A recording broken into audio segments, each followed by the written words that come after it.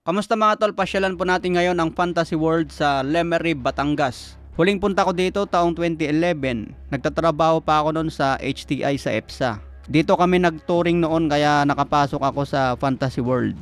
Ngayon mga tol, pasyalan natin ulit. Kamustahin natin kung ano ang nangyari dito. Siyempre galing na naman ako dito sa Boy Bakal Boxing Fitness Gym sa General Trias. May agbiyahe tayo papuntang Lemery, Batangas. Welcome Municipality of Lemery.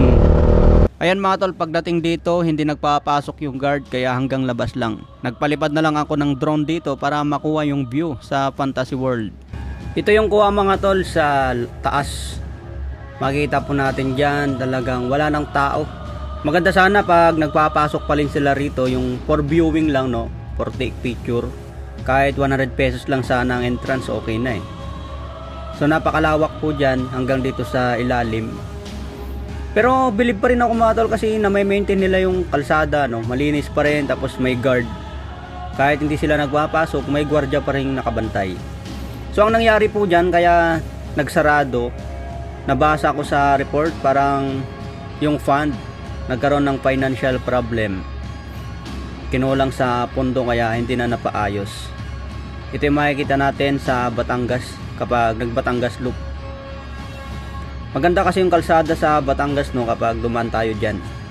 Dyan nga kami madalas nagra-ride yung mga kagrupo namin. So marami pa rin ang nagpupunta dyan, yung mga turista, kaso nga lang hanggang picture na lang sa labas.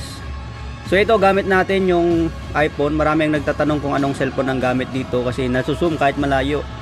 Yung latest mo na iPhone 15 Pro Max. So kahit napakalayo po niya, nandito kami sa kalsada, pero kitang kita pa rin. Kaya niyang i-zoom ng 15 times.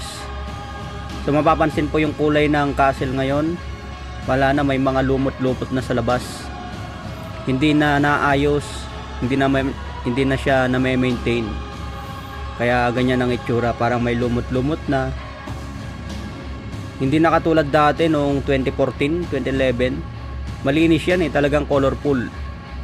Ngayon wala na, talagang napabayaan na siya. Sa loob niyan maganda. Sa labas kasi yan lang yung nakikita natin eh. Pero pagdating sa loob, marami po yan, may mga building dyan, may mga hotel.